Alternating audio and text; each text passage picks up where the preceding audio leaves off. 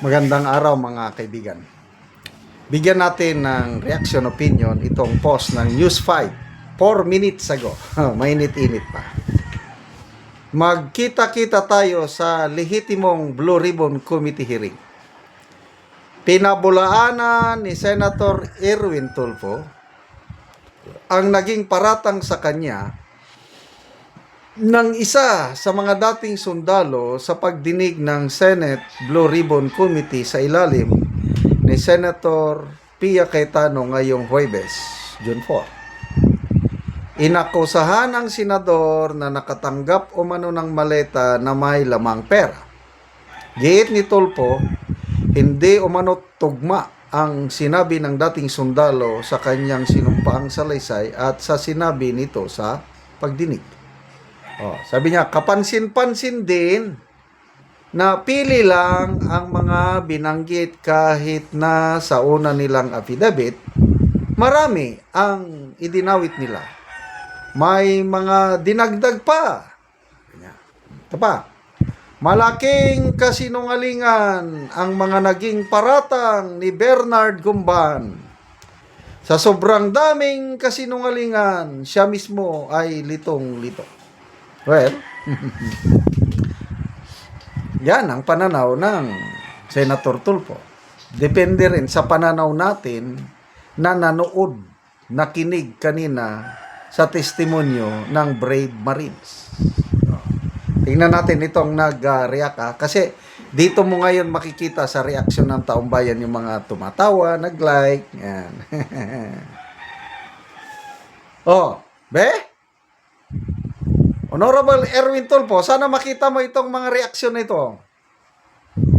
10,000 ang nag-react, 10,000 nag-react, 9,200 tumatawa, 141 ang galit, 839 lang ang nag-like sa kanya.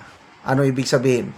Nasa 10% lang ang naniniwala kay Tulfo. 90% naniniwala sa isinalaysay ni Gumban at kapwa niya Marines.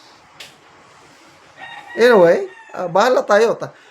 Ang nangyaring kanina is more on court of public opinion o battle of public opinion. Tuloy pa rin. Suspended lang yung hearing, kanina itutuloy pa rin. Kaya ko, tuwang-tuwa po ako at natuloy na sa wakas ang Blue Ribbon hearing na yan na nagsalita ang Brave 18 Marines. Nagsisinungaling daw, sabi ni Tulfo, I beg to disagree. Marami akong experience sa pag-iimbestiga kasi nung pumasok ako sa serbisyo 1983, panahon ng Marcos Senior Administration, sorry to say this, na naabutan ko yung panahon ng Armed Forces o Philippine Army na mababa ang disiplina, maraming abuso. So kare-report ko pa lang, may sundalong nag-abuso, sinabihan ako dahil ako ang pinaka-junior officer, Johnny, boy, investigate tong sundalong ito. And then sunod-sunod na yan. Kaya marami kong experience sa pag-iimbestiga. And by the way, ang tatay ko, Philippine Constabulary, malit pa lang akong bata, maalala ko yung tatay ko sa mga PC camps, nakikita ko nagtatype niyan, ganyan sa investigator siya eh. So, nakuha ko yung kanyang sa pagiging investigador. Alam ko, yung isang tao, kung nagsisinungaling o hindi, madaling mahuli ang mga nagsisinungaling.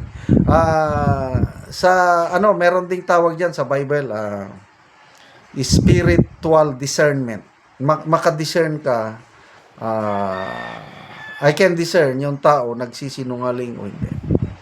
Kanina, ilang beses akong napaiyak habang pinapakinggan ko yung Brave 18 Marines na nagsasalaysay. They are speaking from their hearts. Yun ang aking obserbasyon. Bilang naging investigador ng mga sundalong nag-aabuso nung una. Nagsasabi sila ng totoo. Kaya kung sabihin ni Erwin Tulfo na nagsisinungaling, karapatan niya yon. tayo ngayong tao, netizens na nakinig kanina, kung nagsasabi ba ng totoo, nagsisinungaling ang Brave 18 Marines. And itong people's reaction, ulitin ko ulit ha. Ito na, dumami na. Ang bilis. 13,000 na. 13,000 nang nag-react. Kanina 10,000 lang eh.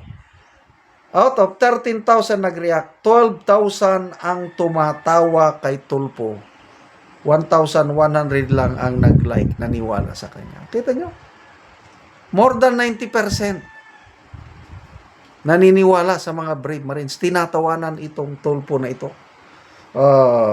Comments. Sandali. Bakit walang comments? Refresh. Rigel pala yun. Hindi pala Bendelo. Bendelegs pala. Dennis Salamida. Ayay, si Tulfo pumaldo sa Kipi. Ayan. Hindi ko man ako. Basta may binanggit kanina yung Kipi. Yung patapos ng hearing, may delivery, hindi lang malita, kundi, yan, yung sabi niya, Kipi. Na GAZ, 2 beses na nideliveran ng malita, paldong-paldo si Sir.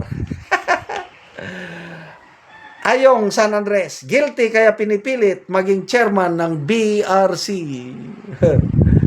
And Ruthie, di lang pala malita, may kasama pang chicks. May chicks pa daw eh. Di ko lang nabantayan yung nag-testify na ako, sir. Saksi ako. Ilang beses nagdala ng chicks. Ano ba yan? Yan, dumadala ka din. Kasama sa malita. So, good luck sa Blue Ribbon hearing ni Erwin Tulfo sa Lunes. I don't know sinong iimbitahan niya. Salamat mga kaibigan sa inyong pag-subaybay sa channel nito. Nakakatulong kayo ng malaki sa Tribong Talandig ng Bukidnon dahil ang sweldo natin sa channel na ito is pantulong sa tribo. Namimigay tayo ng libreng yero at pako para makapagpatayo sila ng mas maayos na tirahan. Panoorin nyo ang video na ito. Ang ipatindog nga balay ni Wernel sa natabangan namo og yero nga taga Sitio Kalapat. So mo na ni ang iyang pag-aatupan karon sa gitabang nga mo na ni ang yero nga gitabang nga iatop karon.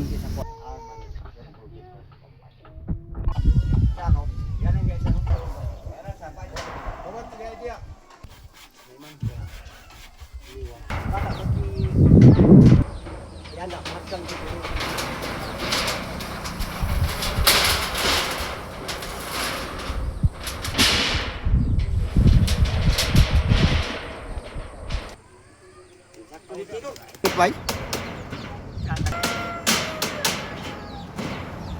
Ya pakasata.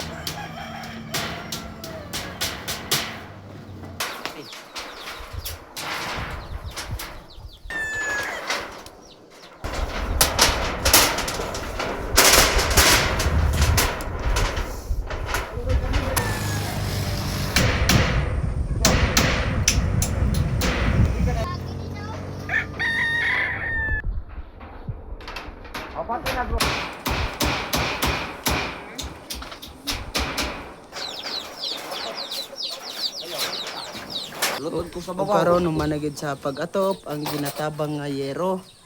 Kita nato nga nakatop na gid sila. Mat sa Ginoo sa nagatag sa maugsin. Ang inaot ko nga ang Ginoo na ay bana sa iya. Ang inaot ko nga ang tabang ani kung parayon pag ang tabang sa mga tao kay karon dagan pa yang matabang. So dagan pa nang inahanglan. Kay dagan pa kayo nang inang. Oo. So pila ni ka bulan nga imong gipatindog nga balay bago pa naatupan? Sa nakabulan Isa na ka bulan. kaya pag ginatupan. Wala tabang nga magatag mo dito ka. Di pag hindi matupan kay wala pa'y buwan. Palitong sing kay gutom ra tagkaon. So salamat kayo.